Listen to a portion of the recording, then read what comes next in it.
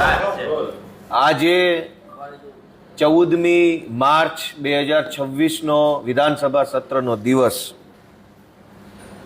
મારે આજે ખૂબ જ ખુશી સાથે જણાવવું છે કે આજે મેં વિધાનસભાના ગૃહની અંદર ઊભા થઈ સમાજના એવા વર્ગ માટે અવાજ ઉઠાવ્યો કે જેમની વાત ક્યારેય વિધાનસભા સુધી પહોંચી નથી.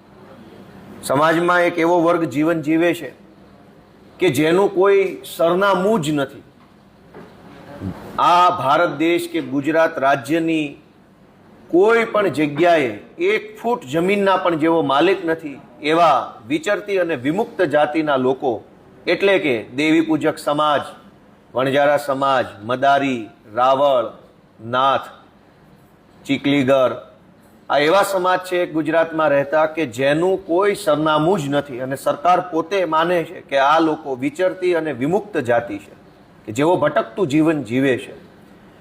મેં જોયું છે કે ગામડામાં જે લોકો પાસે પોતાના ઘરનું ઘર ન હોય એ લોકો મજબૂરીવશ લાચારીમાં ગામની આજુબાજુમાં આવેલી સરકારી જમીન ઉપર કાચું ઝૂંપડું કે કાચું મકાન બનાવીને રહેતા હોય છે અને પછી દર ચૂંટણી ટાણે ભાજપના માણસો કે અન્ય કોઈ પણ માથાભારે માણસો મત આપવા માટે થઈ એમને દબાણ કરે અને ધમકી મારે કે જો તમે ભાજપને મત નહીં આપો તો તમારું આ મકાન છે એ ગેરકાયદેસરનું છે, અમે તોડી નાખીશું.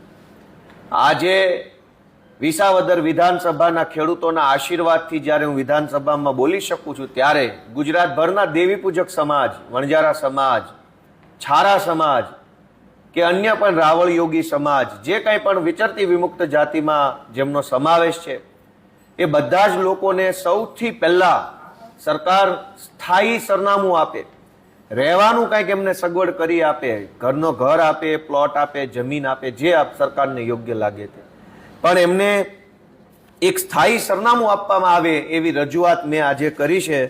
મને એ વાતની ખુશી છે કે આટલા વર્ષો પછી પહેલી વખત દેવી પૂજક સમાજ વિશેની વાત ગુજરાતની વિધાનસભાના રેકોર્ડ ઉપર આવી છે.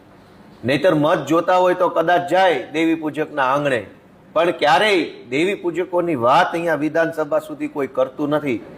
હું વિસાવદરના લોકોનો આભાર માનીશ કે એણે મને એ લાયક બનાવ્યો. ત્યારબાદ અમારા વિસાવદર મત વિસ્તારમાં આજે માંગણીની ચર્ચાઓ હતી અને આ માંગણીની ચર્ચામાં શિક્ષણ વિભાગની માંગણી મંત્રી સાહેબ લઈને આવ્યા હતા. એની અંદર મેં અમારા વિસાવદર તાલુકામાં ધોરણ 10 પછી વિજ્ઞાન પ્રવાહની સરકારી શાળા મંજૂર કરવામાં આવે એવી એક માંગણી શિક્ષણ મંત્રી સમક્ષ મેં રજૂ કરી છે. અને ત્યારબાદ એક બીજી વિશેષ ખુશીની બાબત એ પણ છે કે ગુજરાત એક ખેતી અને પશુપાલન આધારિત રાજ્ય છે. અહીંયા ખેતી પછી બીજા નંબરનો સૌથી મોટો વ્યવસાય પશુપાલન છે અને માલધારી સમાજ પશુપાલન સાથે વર્ષોથી જોડાયેલ છે પરંપરાગત રીતે. આજે તારાંકિત પ્રશ્ન 107થી ગુજરાતના મંત્રીશ્રીને મેં પૂછેલું કે માલધારી સમાજને વાડા ગામતળમાં કે સીમતળની અંદર વાડા આપવા બાબતે સરકારની શું વ્યવસ્થા યોજના છે એ બાબતનો મારો પ્રશ્ન હતો.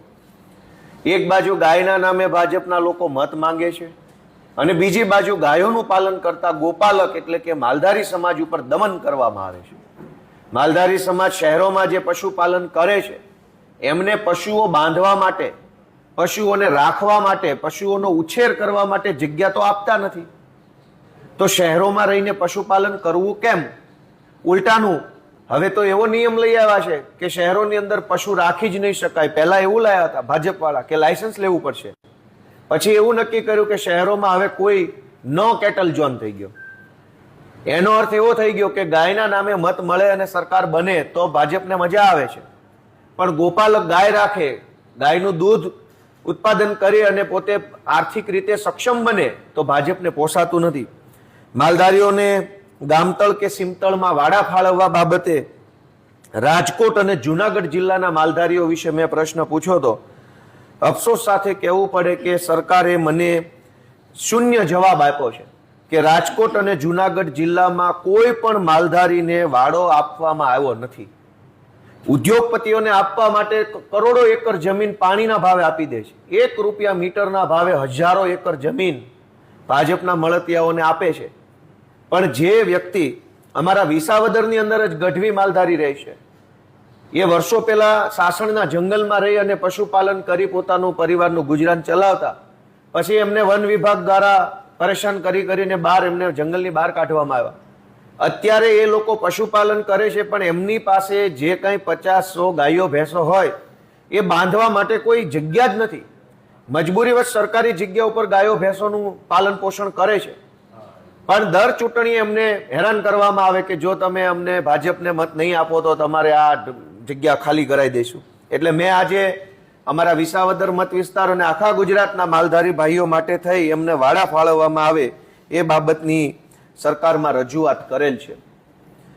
સૌથી મહત્વની બાબત, અમારા વિસાવદર વિધાનસભાના પૂર્વ ધારાસભ્ય અને ગુજરાતના લોકપ્રિય ખેડૂત નેતા સ્વર્ગસ્થ કેશુભાઈ પટેલનું એક સપનું હતું કે કાઠિયાવાડ આખું સિંચાઈના પાણીથી સમૃદ્ધ બને, અને એમણે પહેલી જ વખત મુખ્યમંત્રી બન્યા ત્યારે કલ્પસર યોજના બહાર પાડી હતી. દુર્ભાગ્ય એ છે કે કલ્પસર જેવી સારી યોજના બહાર પાડનાર કેશુભાઈ પટેલની સરકાર ષડયંત્ર, કાવતરા અને દગો કરી અને ભાજપવાળાએ છીનવી લીધી. અને જ્યારથી કેશુ બાપાની સરકાર ગઈ ત્યારથી આ કલ્પસર યોજના પણ લોચે પડી ગઈ છે. આજે 26 નંબરનો મારો તારાંકિત પ્રશ્ન હતો, સમયના અભાવે એની વિસ્તૃત ચર્ચા નથી થઈ ગૃહની અંદર, પરંતુ કલ્પસર યોજનામાં છેલ્લા 2 વર્ષમાં કેટલી ગ્રાન્ટ ફાળવવામાં આવી?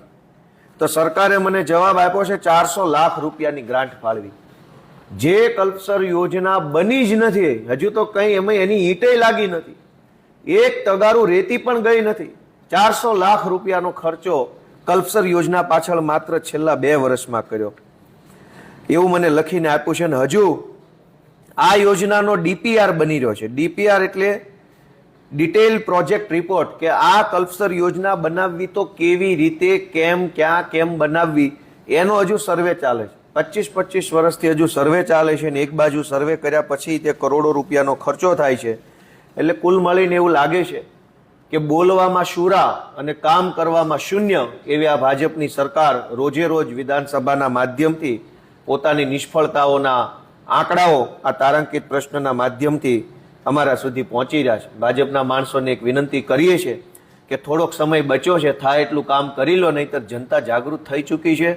વિસાવદરવાળી આખા ગુજરાતમાં થવાની તૈયારીમાં છે. Thank you.